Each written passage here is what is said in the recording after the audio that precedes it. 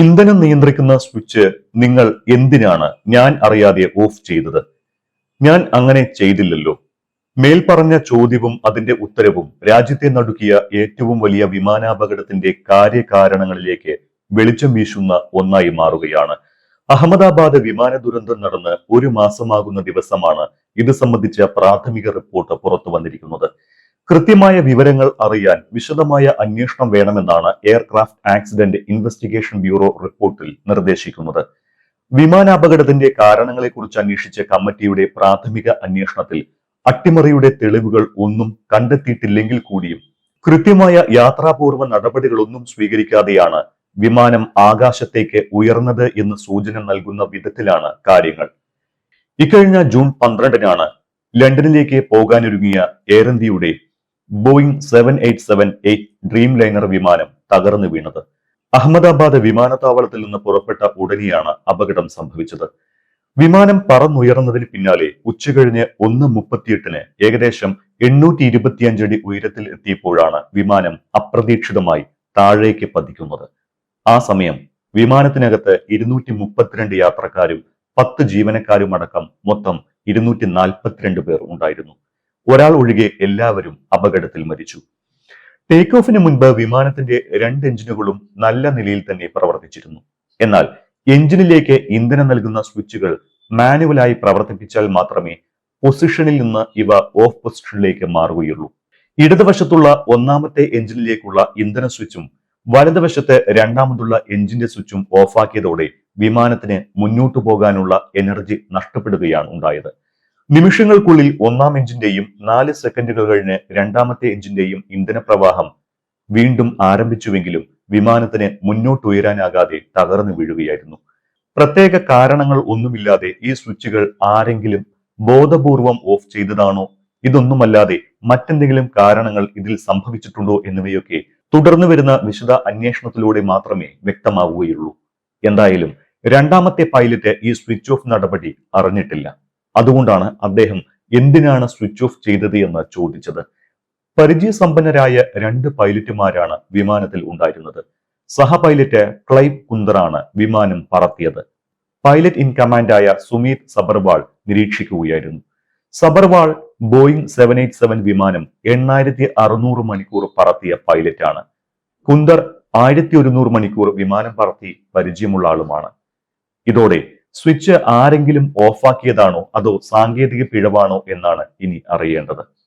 വിമാനത്തിന്റെ എഞ്ചിനുകളിലേക്കുള്ള ഇന്ധന വിതരണം നിയന്ത്രിക്കുന്നത് ഫ്യൂവൽ സ്വിച്ചുകളാണ്. എഞ്ചിനുകൾ പ്രവർത്തിക്കാനും നിർത്താനുമാണ് പൈലറ്റുമാർ ഈ സ്വിച്ച് ഉപയോഗിക്കുന്നത്. പറക്കുന്നതിനിടെ എഞ്ചിന് തകരാറ് കണ്ടെത്തിയാൽ എഞ്ചിൻ നിർത്താനും റീസ്റ്റാർട്ട് ചെയ്യാനും ഇത് ഉപയോഗിക്കാറുണ്ട്. അത്രയും പ്രധാനപ്പെട്ട ഒന്നായതിനാൽ അറിയാതെ കൈതട്ടി സ്ഥാനം മാറുന്ന രീതിയിലല്ല ഫ്യൂവൽ സ്വിച്ചുകളുടെ രൂപകൽപ്പന. എയർ ഇന്ത്യ 787 വിമാനത്തിൽ ത്രസ്റ്റ് ലിവറുകളുടെ താഴെയാണ് ഫ്യൂവൽ സ്വിച്ചിന്റെ സ്ഥാനം. കൃത്യമായി ഉറച്ചിരിക്കാൻ സ്പ്രിംഗ് സംവിധാനത്തോടെയാണ് ഇത് ഘടിപ്പിച്ചിരിക്കുന്നത്. ഇത് പ്രവർത്തിപ്പിക്കണമെങ്കിൽ പൈലറ്റ് ഈ സ്വിച്ച് മുകളിലേക്ക് വലിച്ച് മുന്നോട്ടോ പിന്നോട്ടോ മാറ്റണം. മുന്നോട്ട് മാറ്റുമ്പോൾ റൺ പൊസിഷനിലും പിന്നോട്ട് മാറ്റുമ്പോൾ കട്ട് ഓഫ് പൊസിഷനിലും എത്തും. കട്ട് ഓഫ് പൊസിഷനിൽ എത്തി സ്വിച്ച് റിലീസ് ചെയ്താൽ എഞ്ചിൻ പ്രവർത്തനം പെട്ടെന്ന് നിലയ്ക്കും. വീണ്ടും ഓൺ ചെയ്താൽ എഞ്ചിൻ പൂർണ്ണതോതിൽ പ്രവർത്തന സജ്ജമാകാൻ 2 മിനിറ്റിലേറെ എടുക്കും.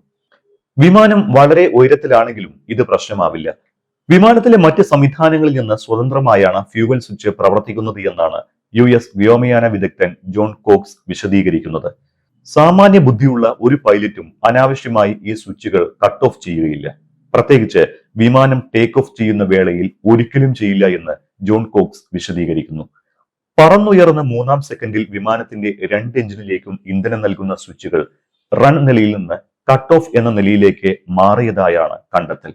അതുവരെ യാതൊരു അപകട സൂചനയും ഉണ്ടായിരുന്നില്ല. സ്വിച്ച് ഓഫ് ആയിരിക്കുന്നത് ശ്രദ്ധയിൽപ്പെട്ട പൈലറ്റുമാരിൽ ഒരാൾ എന്തിനാണ് ഇത് കട്ട് ഓഫ് ആക്കിയത് എന്ന് സഹ പൈലറ്റിനോട് ചോദിക്കുന്നുണ്ട്. അത് താനല്ല ചെയ്തത് എന്ന് അയാൾ മറുപടി നൽകുന്നുമുണ്ട്. ഈ സംഭാഷണം വോയിസ് റെക്കോർഡിൽ രേഖപ്പെടുത്തിയിട്ടുണ്ട്.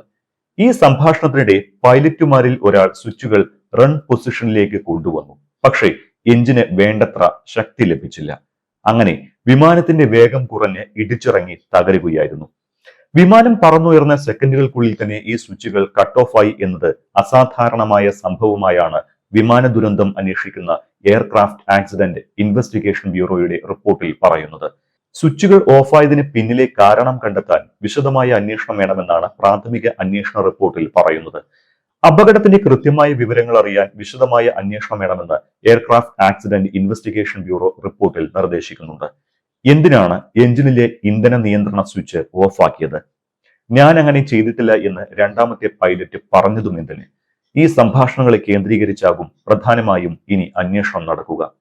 അപകട സൂചന നൽകാതെ പറന്നുയർന്ന വിമാനത്തിന്റെ സ്വിച്ചുകൾ എന്തുകൊണ്ട് ഓഫ് ചെയ്തു എന്നതിന്റെ ഉത്തരം ഇനി നിർണായകമാണ്. അഹമ്മദാബാദ് സർദാർ വല്ലഭായ് പട്ടേൽ വിമാനത്താവളത്തിൽ നിന്ന് ലണ്ടനിലേക്ക് ജൂൺ 12 ഉച്ചയ്ക്ക് 1:38 പറന്നുയർന്ന് മിനിറ്റുകൾക്കുള്ളിലാണ് ഈ വിമാനം തകർന്നു വീഴുന്നത്. അപകടം നടന്ന പിറ്റേ ദിവസം തന്നെ എയർക്രാഫ്റ്റ് ആക്സിഡന്റ് ഇൻവെസ്റ്റിഗേഷൻ ബ്യൂറോ സമിതി രൂപീകരിക്കുകയും 4-അംഗ സംഘം അന്വേഷണം ആരംഭിക്കുകയും ചെയ്തിരുന്നു. ഈ അന്വേഷണ റിപ്പോർട്ടിലെ വിവരങ്ങളാണ് ഇപ്പോൾ പുറത്തായിരിക്കുന്നത്. അപകട സമയത്തെ CCTV ദൃശ്യങ്ങളിൽ നിന്ന് പക്ഷിയിടിച്ചതിന്റെ സൂചനകൾ ഒന്നും ലഭിച്ചിട്ടില്ല എന്നും റിപ്പോർട്ടിലുണ്ട്. 5 കെട്ടിടങ്ങൾ അപകടത്തിൽ തകർന്നുവെന്നും കെട്ടിടത്തിൽ ഇടിച്ചതിന്റെയും തുടർന്ന് ഇന്ധനം കത്തിയതിന്റെയും ഫലമായാണ് വിമാനം പൂർണ്ണമായും നശിച്ചത് എന്നും റിപ്പോർട്ടിൽ പറയുന്നു. വിമാനത്തിൽ ഇന്ധനം നിറച്ച ടാങ്കിൽ നിന്നുള്ള സാമ്പിളുകളുടെ ഫലം തൃപ്തികരമാണ് എന്നും റിപ്പോർട്ടിലുണ്ട്. വിമാനത്തിൽ ഉണ്ടായിരുന്ന പൈലറ്റുമാരും ജീവനക്കാരും ഫിറ്റ്നസ് പുലർത്തിയിരുന്നുവെന്നും റിപ്പോർട്ടിൽ പ്രത്യേകം പറയുന്നു. അട്ടിമറിയടക്കം എല്ലാ വശവും സമഗ്രമായി അന്വേഷിക്കുമെന്ന് വ്യോമയാന മന്ത്രാലയം നേരത്തെ വ്യക്തമാക്കിയിരുന്നു. സംഭവ സ്ഥലത്തെ തെളിവുകളും വിമാനത്താവള ജീവനക്കാരുടെയും രക്ഷപ്പെട്ട യാത്രക്കാരന്റെ ഉൾപ്പെടെ മൊഴികളും വിലയിരുത്തിയിരുന്നു. വിമാനാപകടത്തിൽ നിന്ന് രക്ഷപ്പെട്ട വിശ്വാസിൽ നിന്നും അന്വേഷണ സംഘം കൃത്യമായ വിവരങ്ങൾ തേടിയിരുന്നു. വിശ്വാസ് രക്ഷപ്പെട്ടു വരുന്ന വീഡിയോ പലതരത്തിലുള്ള ഊഹാപോഹങ്ങൾക്കും സംശയങ്ങൾക്കും വഴിവെച്ചതാണ്. ടേക്ക് ഓഫ് ചെയ്ത 30 സെക്കൻഡുകൾക്ക് ശേഷം ഒരു വലിയ ശബ്ദമുണ്ടായി. തുടർന്ന് വിമാനം തകർന്നു വീണു. എല്ലാം വളരെ പെട്ടെന്നാണ് സംഭവിച്ചത് എന്നാണ് അപകടത്തെക്കുറിച്ച് വിശ്വാസ് അന്ന് പറഞ്ഞത്. എന്നാൽ വിശ്വാസിന് അപകടത്തിൽ പങ്കുണ്ട് എന്ന് സംശയിക്കത്തക്ക ഒരു വിവരവും ഇതുവരെ പുറത്തു വന്നിട്ടില്ല.